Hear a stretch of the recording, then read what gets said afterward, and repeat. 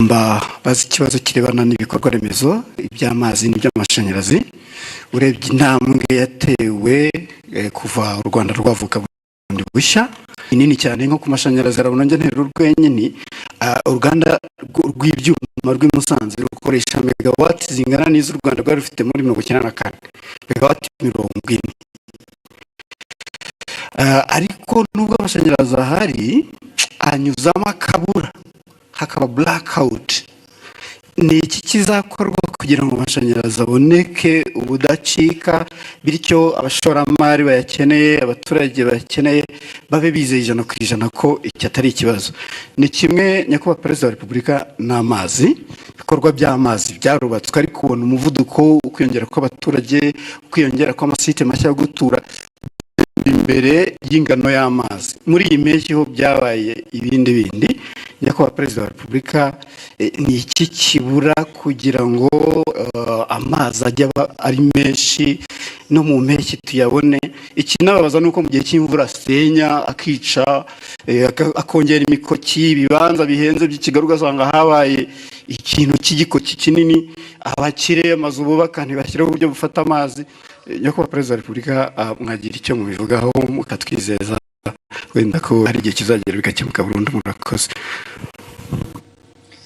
Ngira ngo mu byo utangiye uvuga usa naho usobanuye icyo kibazo, uzi aho twahereye ko hari hameze hagomba kuba hatandukanye n'ubu ngubu ko hameze. Ni ukuvuga ngo ni investments zigomba gukorwa, ariko nk'uko nigeze kubivuga nsubiza ikindi kibazo,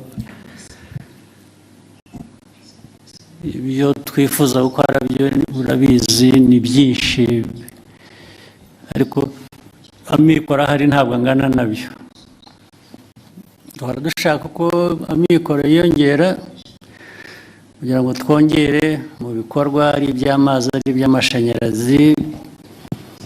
Biriya bindi bavugaga bimwe sa mikoro yandi akenewe igitangaza usibye gukoresha noneho ibyo dufite management y'ibintu. Hari n'amazi nyine y'imvura agira cyakahitana ibintu rimwe na rimwe. Hari ubwo hari ibishobora gukorwa n'abantu ku giti cyabo cyangwa na leta bafatanyije cyane cyane biri mu bushobozi bwacu kugira ngo bibe ariko rimwe na rimwe ntibikorwe nk'uko bikwiriye. Ibyo ni ibintu bihoraho. Ni ukureba rero uko leta yongera ingufu yongera ubushobozi ariko yongera no gukurikirana kureba ko ntabwo twahora dufite impamvu ituma tudakora n'ibyo dufitiye ubushobozi, kandi ni byinshi ibyo dufitiye ubushobozi ariko bidakorwa. Urumva ko bigomba kuba bituruka mu bantu mu nzego, ariko icyo gihe rero hagomba gukurikiranwa nibura kugira ngo ibishoboka ibyo dufitiye ubushobozi bikorwe, ibyo tudafitiye ubushobozi gushakwa nabwo bishoboye kwihuta n'icyo cyifuzo. Rero urebye nta ibyo wavuze ni ibibazo byo bihoraho imyaka yose, ariko tugomba guhora dushakira abantu bakora ibintu uko bikwiye, babikorera igihe, bakoresha amikoro ahari, adahari hari n'uburyo nanone bwo gukomeza gushaka ayo mikoro. Ibyo rero niho abanyarwanda bapimira kumenya uko abayobozi babo babakorera cyangwa leta yabo bakorera.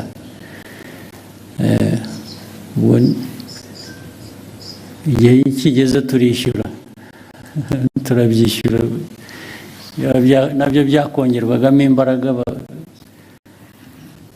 abaturage bakabitubaza koko, ndetse bamwe bakadusezerera bakavuga ko tutakoze ibihagije kandi byari bishobotse. Buriya bagira igihe cyabo bakwiye kuba bifatiramo bakaduhana. Thank you, Excellency. We'll take the next question from Jackie.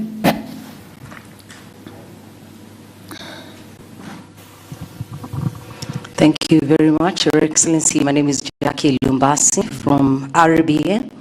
Seeing as we have a good representation of the continent in the room, Your Excellency, you have always argued that the African continent is not short of resources or capable people. Sometimes our problem is how we view ourselves, how we think of ourselves. And you even mentioned earlier, some of those problems are self-inflicted. Your Excellency, Rwanda is set to host the Africa Mindset Reset Forum. As we host this forum, I'm wondering, in your opinion, not to speak for any other person, in your opinion, what is that mindset that you want to see Africa change? And when we change it, what do we replace that with? Thank you, Your Excellency. You want to preempt my discussion? Why don't you wait just another few hours, and tomorrow we will be together. I'll tell you what I think, so that I avoid repeating myself. Right? Actually, part of it I have already said when I was answering some questions earlier. But the mindset, as we know it is, people talk about planning, they talk about policy, they talk about vision. All those are very, very important. But the mindset seems to be that glue that connects all of them. And the mindset makes these components work well together.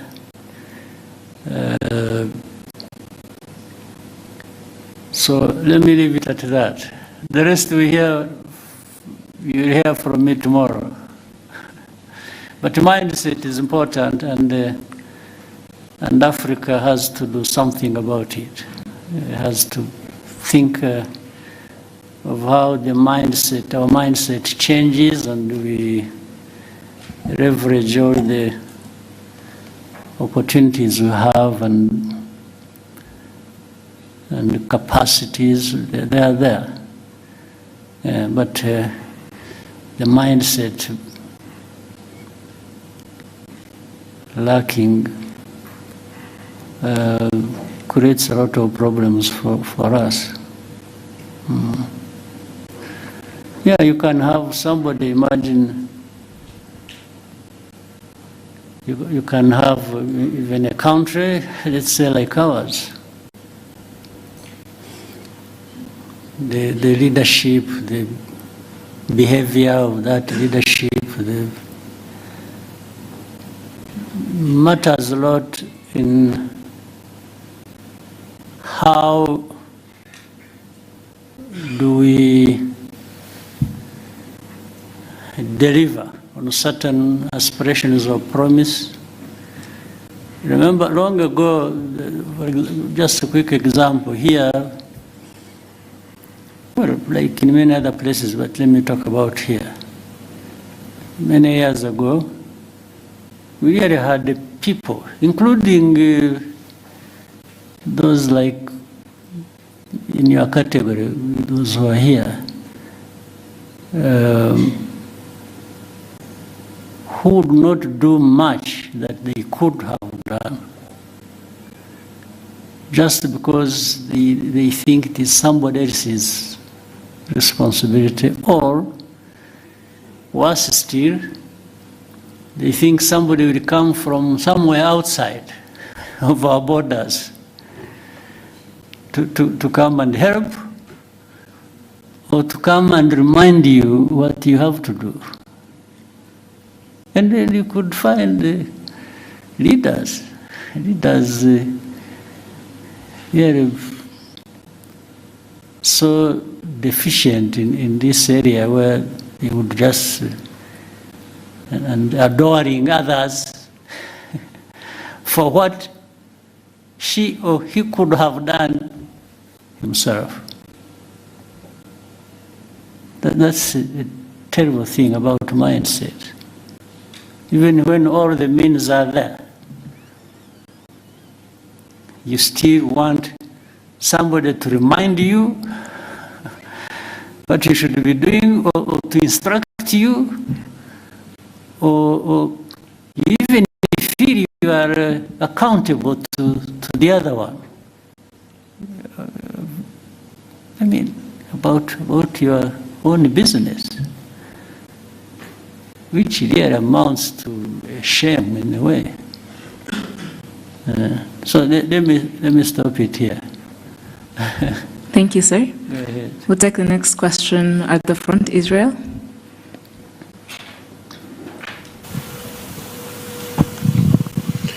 All right, thank you very much, Your Excellency. My name is Israel Laye, and I am a broadcaster. I've been working as a broadcaster for 27 years, but I'm here at the behest of InfluencerAfrica.com because we brought the content creators to Rwanda at the behest of ASG. And I would say thank you for making it possible for us to be in this room.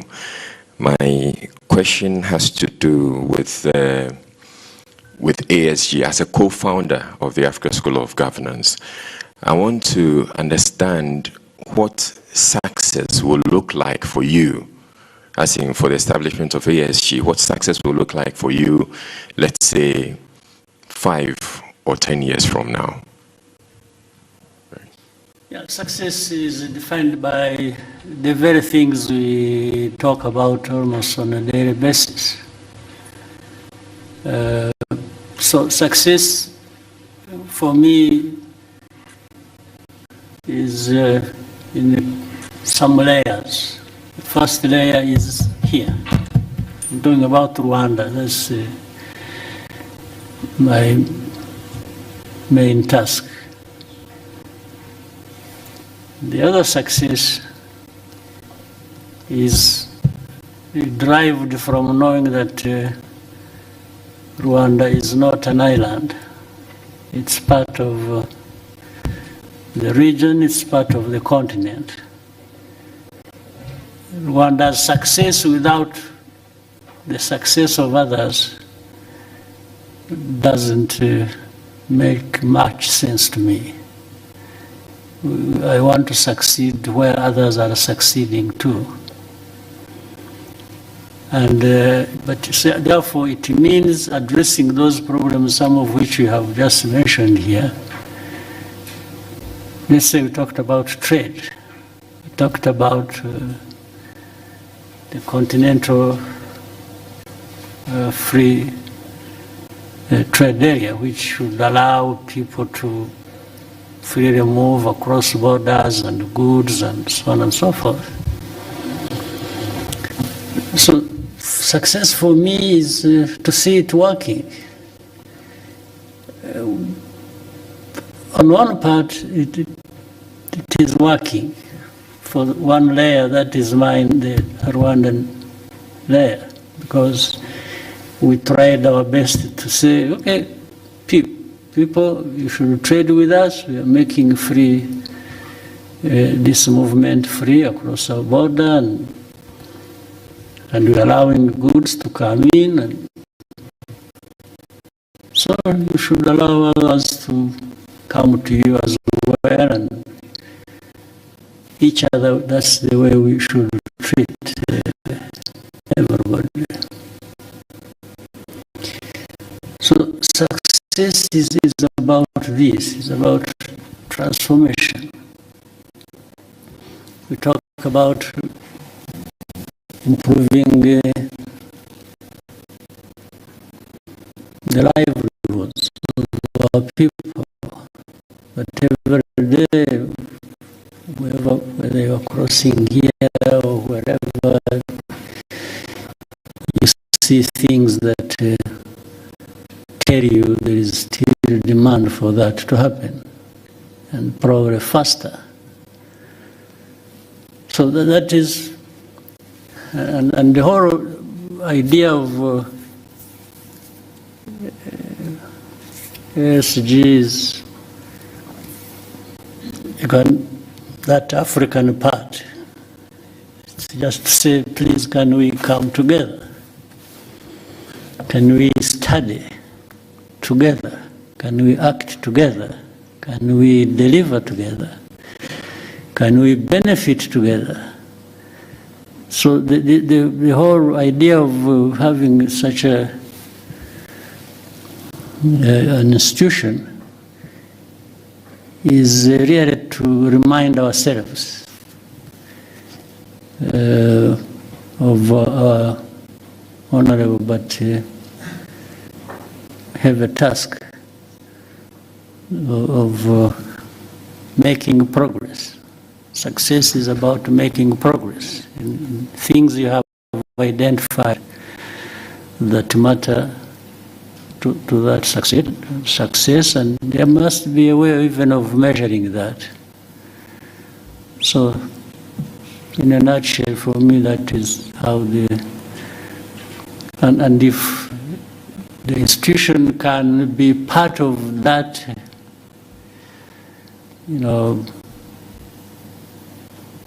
or act as a catalyst, at least to deliver, as many other institutions elsewhere might do the same, then I'll be happy that we'll have made our own contribution. Thank you, sir. We'll take the next question. Vincent?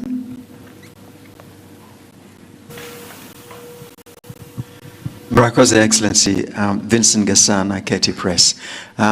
Maybe I should start by begging Your Excellency's pardon, because I seem to ask more or less the same question whenever I get the opportunity. But it is a recurring theme, and we're back on the DRC crisis. So it is beginning to look incredibly difficult, if not impossible, to avoid the conclusion that the influential, powerful nations of the West are intent on directing attention away from the underlying causes of the crisis in the DRC. It's gone as far as a rather astonishing comment within the latest group of experts report that Rwanda, quote-unquote, sponsors armed groups. They never say which ones they are. They are brazenly pretty much projecting what the DRC does onto Rwanda. Now, in order to avoid looking at the underlying causes, Rwanda is being scapegoated. So really, when you have these powerful nations thinking of nothing of going into the UN Security Council and looking away from the actual causes of a crisis, I'm wondering, Your Excellency, what is it that is left for Rwanda to do beyond repeating the facts about on the grounds, repeating the truth? What else can Rwanda do to ensure that we come back to actually looking at what the causes, what the crisis is about? And immediately, if I may, sir, very quickly, we hear a great deal about African solutions to African problems. Now, the DRC crisis is one of the gravest on the continent. But Africa, the organization, the institutions that should be looking at this, seems to be absent in action. So again, is there something that can be done to bring the solutions back to where they belong, and rather than outsourcing them to people who seem to have deaf ears to what really the solutions to the crisis are? Thank you very much indeed. Thank you. Well, I think it's all well put, and just to say, what does Rwanda do about all this? First, survive and thrive. We have to make sure, under whatever circumstances we stay intact. We still can survive all this and live by our right to live. Our right to live cannot be taken away by anybody, including the powerful West. You cannot take it away and from us. And so we have to make sure we stay together. We stay, as I said earlier, doing what is right that we can do. But you put it so well. I mean, you can't help but wonder why this program that has been there for these 3 decades, these programs don't go away, despite so much in terms of interest and from all over the place. And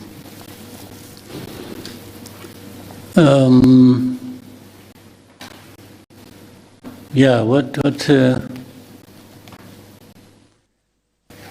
but we shall remain the course and keep contributing to what can find a solution, help us find a solution. And I mean, some of the things you've said, and I'm glad you are the one who said it, not me. Because when it is me, then it is another problem. But I build on what you just said so accurately. And let's say if you look at the composition alone of the so-called group of experts, the composition has a connection with the history, has a connection with the history of this problem for probably centuries. So these are the people who are supposed to be understanding the root causes of things we have to deal with. And they frame it like the root causes are just recent. Something that has a root cause in a century that has passed is portrayed as if the root cause was just 5 years ago. And there are people, even when you are reasoning with them, by the way, and saying, no, this is a fact, you can cross-check, this is a fact, and then they will say, no, but the group of experts are saying this. They refer to their people who have already written, framed a narrative that people must believe, not to address the problem, but to address it the way they want. You see? So, and to go back and forth, we keep explaining, what you see, look at this is the one, this is the one thing that, and you demonstrate it, and even give evidence. Like I told you, there are people in Mutobo who testify to journalists, to government officials who come from abroad, and they tell you the story. It's not one, it's not two, it's like hundreds of testimonies. But they will still come back to what they want. Everything will be rubbish, to put aside, and they'll bring you back to what they want you to follow. So it's difficult for me to say, what can I do see, do I change the understanding of the problems that affect me or the underlying facts relating to that and agree with them so that I survive them? So is that an option? For us, we are left with very narrow choices to pick from what we do. The choice is just to say, well, this is a fact. The cause is this. We are the ones concerned. We can tell you what we feel. So we say, this is where we are, and just go and do whatever you want. And that's how people go and do whatever they want, because even as I said earlier, it doesn't have to be addressing the problem. No, it's just sometimes it is either arrogance or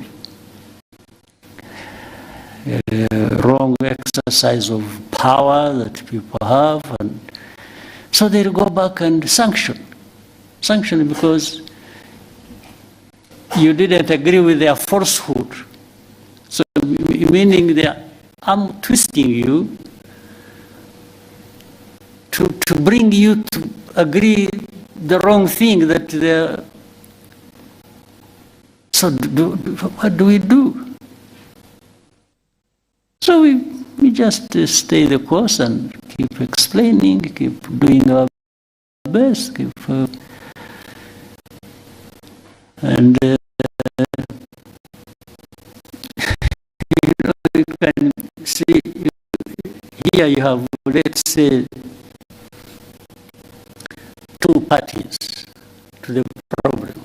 Let me say that. One is actually less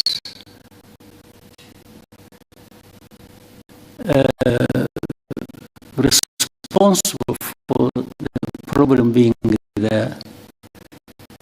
The other one is directly responsible.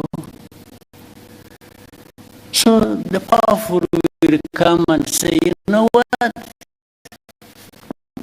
We want this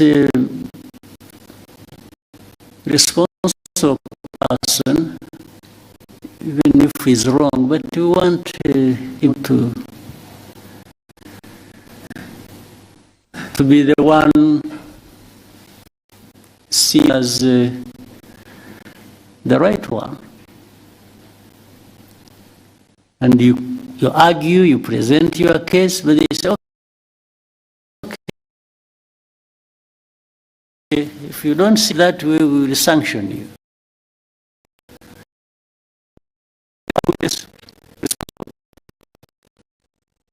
So that the one who benefits, they benefits the way they want. There's nothing you can do about that, except if people decided to change, look at the problem. So for you, what you do is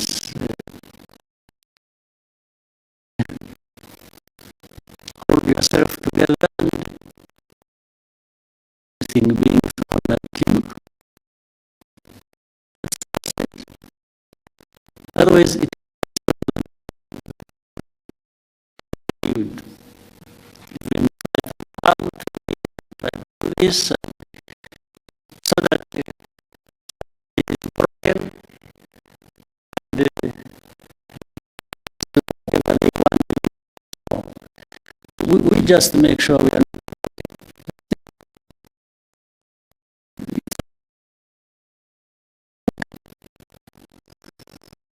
and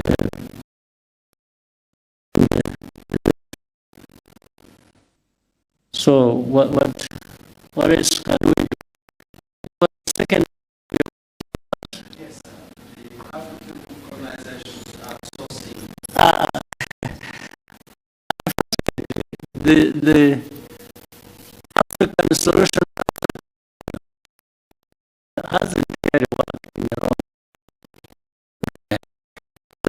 wrong. African problems added African problems. Yeah, for me, that's what it's African problems for African problems. That's what we get. And there's some Africans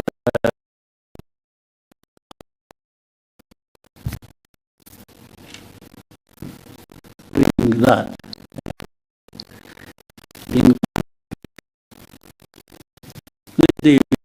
And of course, then you see non-African players. They are enjoying, they enjoy everything out of that. Things that we live every day.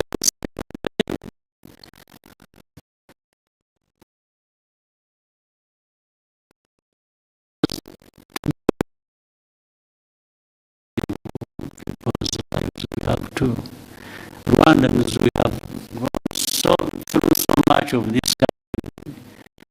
I'm not saying that we are used and therefore that continue our history and shaped this to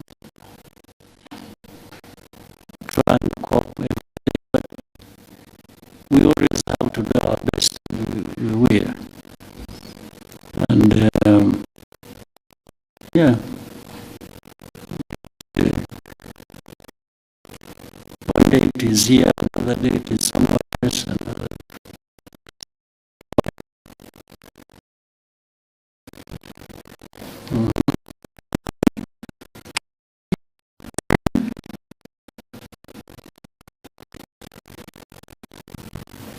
Thank you, Excellency. My name is Dana, and I'm the correspondent for Charity World based in Istanbul, Turkey. Your Excellency, Kigali City is developing rapidly. The ordinary Rwandans, especially the young Rwandans, are being kept stuck by the real estate business here. A decent home. Do you have any concerns regarding? Do you think we are building a city that could be? And what do you think should be done for this to change? What should be done? Of course, if you, as you are saying, the city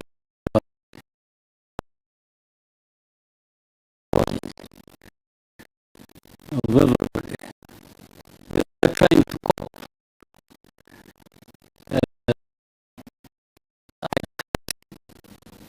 Telling lies that, yeah, I have a solution. That find that I have this problem, the one you have. No, I will, but you will certainly find the growth, find the problem, the way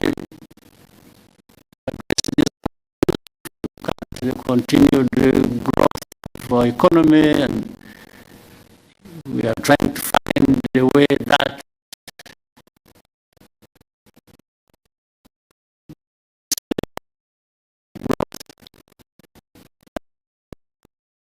contribute to the transformation and the being of people.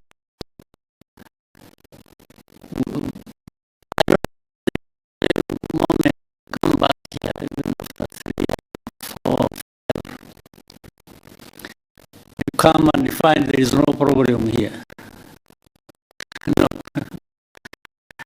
I'm sure in the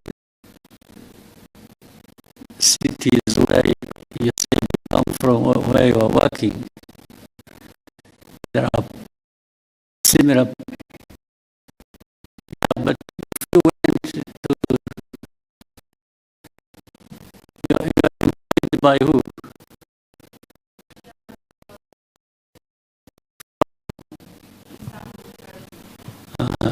It's employees.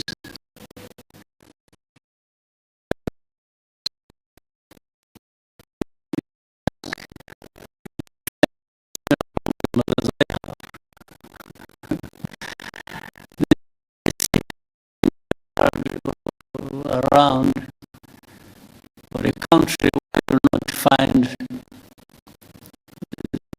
such a problems. But you always find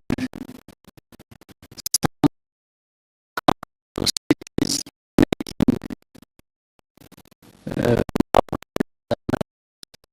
is no doubt. So we have to try to make as much progress as we can. And you are talking about real estate. It's not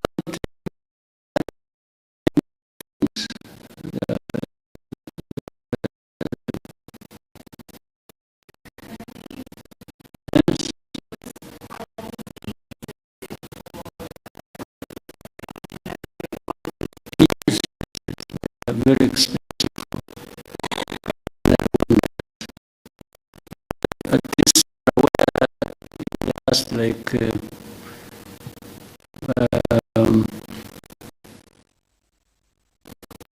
the last 15,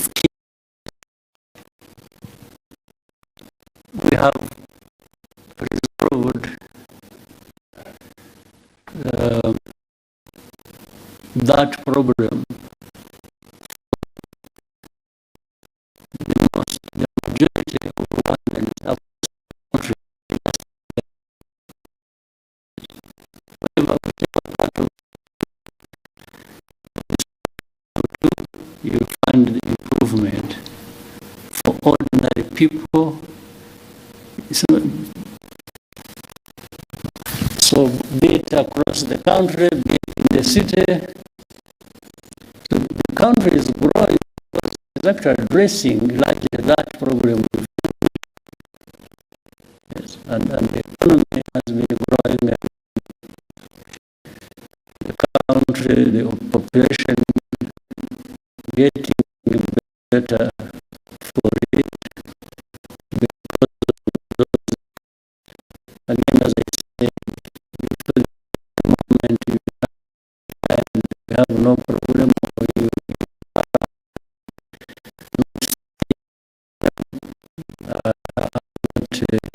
not taking promise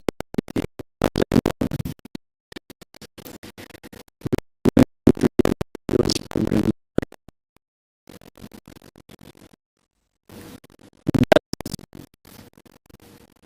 Doesn't this growth of the city, the country, and also impress you to some extent?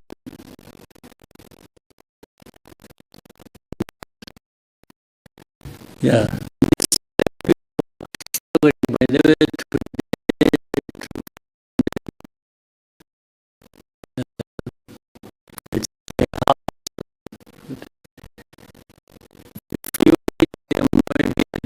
if you find maybe they have progress. Actually, it's the problem.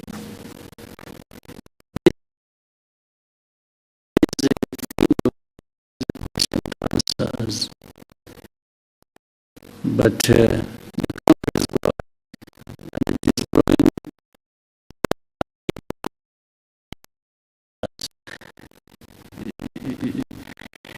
I think you will find that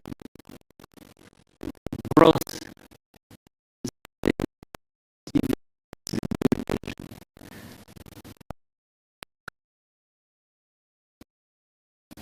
better than you find in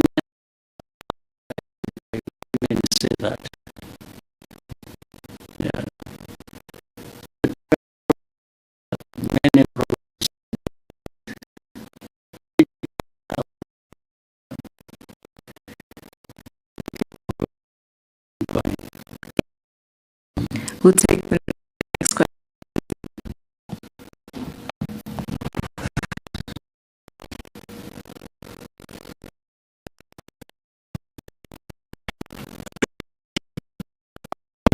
Very much, Mr. President. And it's really a question, but first, Mr. President, my name is Crazy Kena. I'm a content creator from Kenya. My main work is usually to by reflecting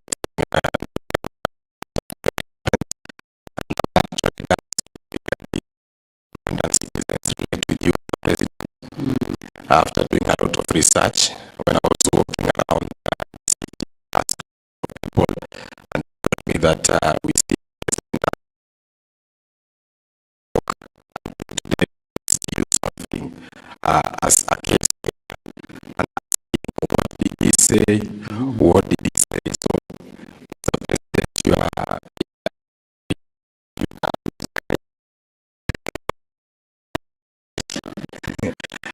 and, you know, my father usually believe that people places. For me, I just want to show you. And,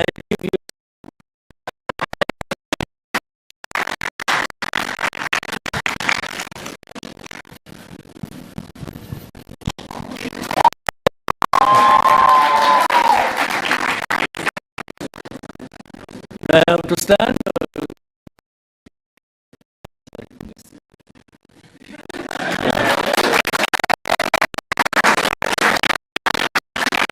Okay.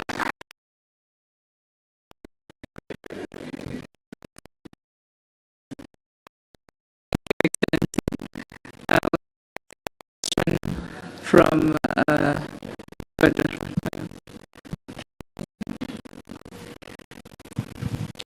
day, Your Excellency. My name is Daniel Reo. I am a content creator, but more importantly, I am an entrepreneur from South Africa. I'm here today with an invitation by ASG. And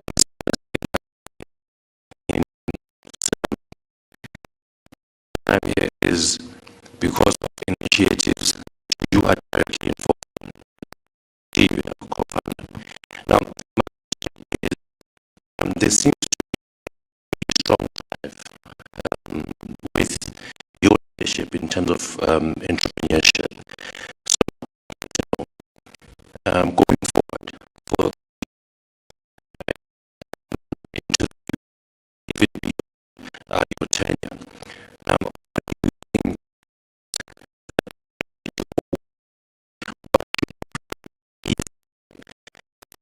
things serving in office and leadership, or can there be a balance between the two? Because with your leadership over the years, you was the most important in the last years, but see a shift maybe going to entrepreneurship. Is that true?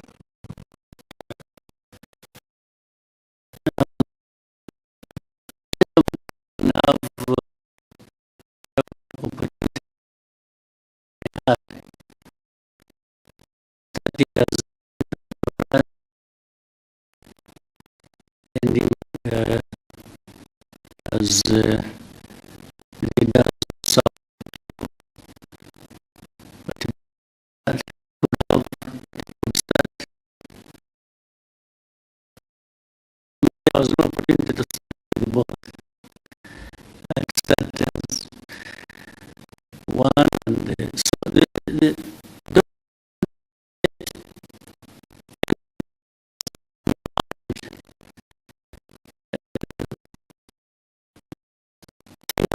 what you want to do, young people start with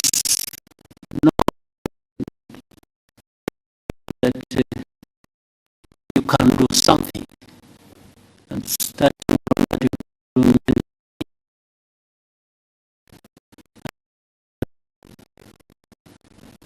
So read actually the opportunities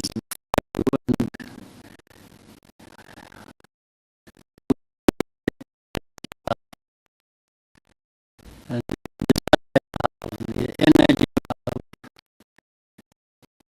Don't waste it, use them. Let the limit that comes from somewhere else. But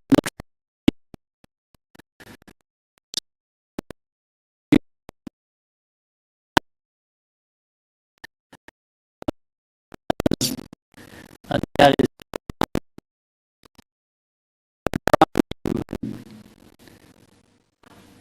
the opportunities available to you and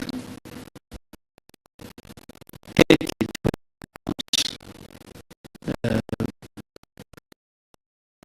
So the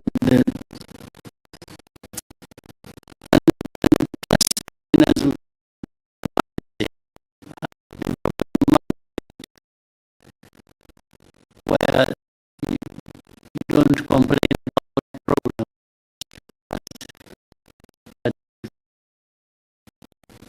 or up to somebody else to be able to deal with your problem. Start with yourself. And even if you're that first one, it happens else.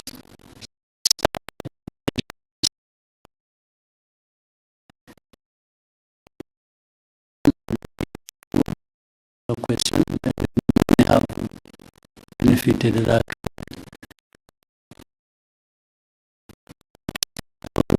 Yourself. Think, because that's very first touch to the young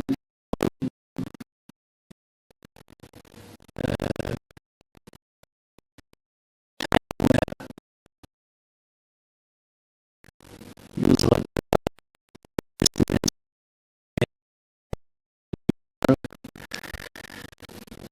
to grow that and find ways of working together. But 2 or 3 or more working together will always deliver something is going to last much more than what any one person can deliver. We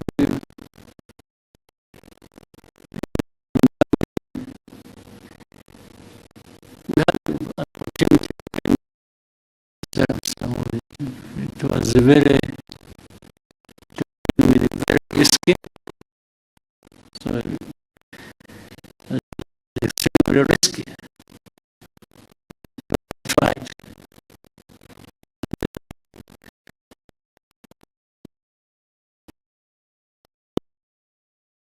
Still living, and what they delivered and still delivering as many others to should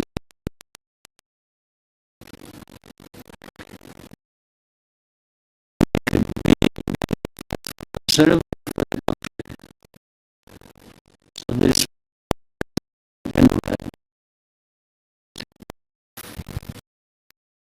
from generation to another.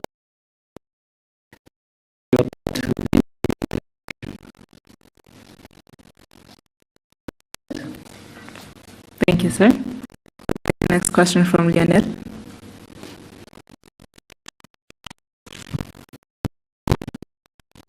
Thank you, Mr. President, for this opportunity. My name is Lionel. I'm writing for the Africa security to be a powerful actor can come and attack you without being so much as a good justification. So at the recent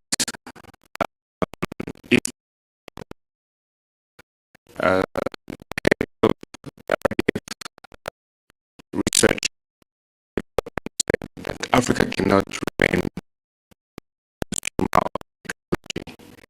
And they were talking about autonomous systems, new weapons emerging.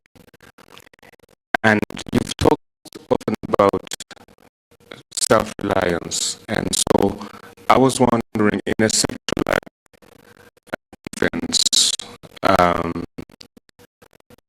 can we move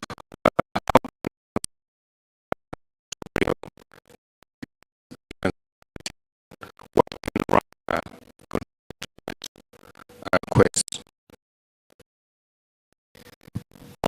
We are trying that discussion, the fact that somebody put it further like that within that context already from the thinking,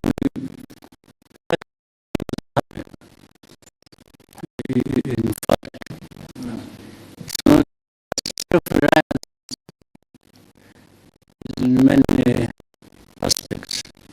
It's not just technology and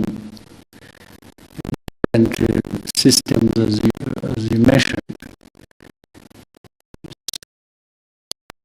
Other areas of governance, as you have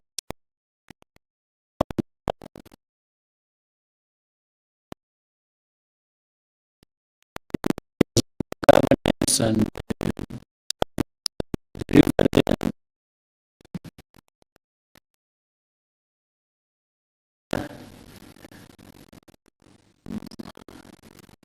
don't even have more resources than we are known for. As a poor country, yet this but actually bad.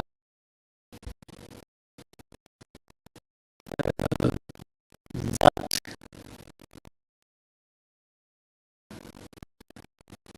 self-reliance.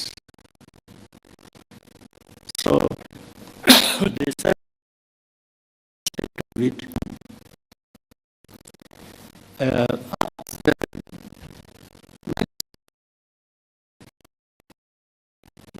the aspect makes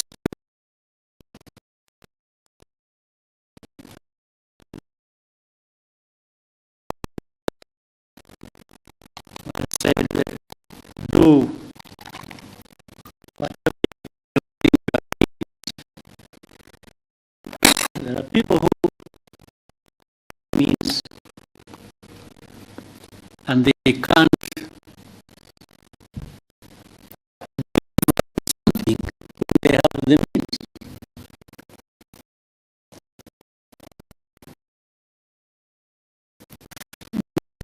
Some people have a lot of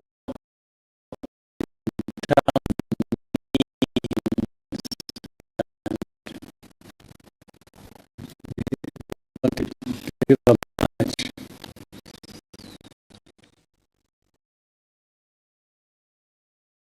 So, in that discussion, what was being said can be applied in defense.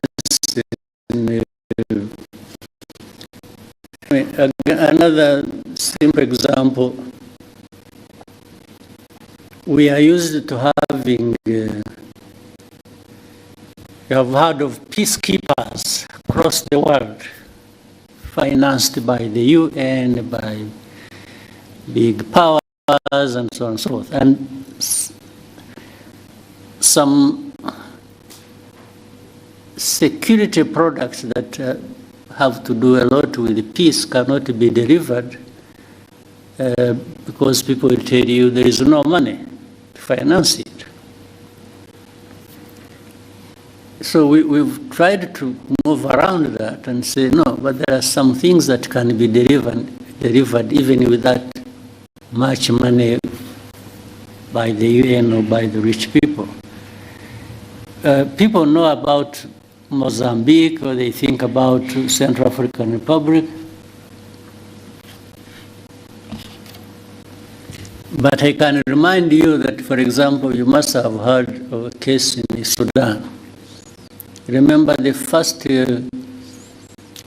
conflict in Darfur. That was way back, even before we started having some of the things we have. Our forces went and served in Darfur, first under the African Union and then hybrid African Union, UN. And do you know that for the first months, I think like 9 months, our forces went there and served without being paid anything. We were paying them from here. We were giving them their salaries, putting their salaries on their account.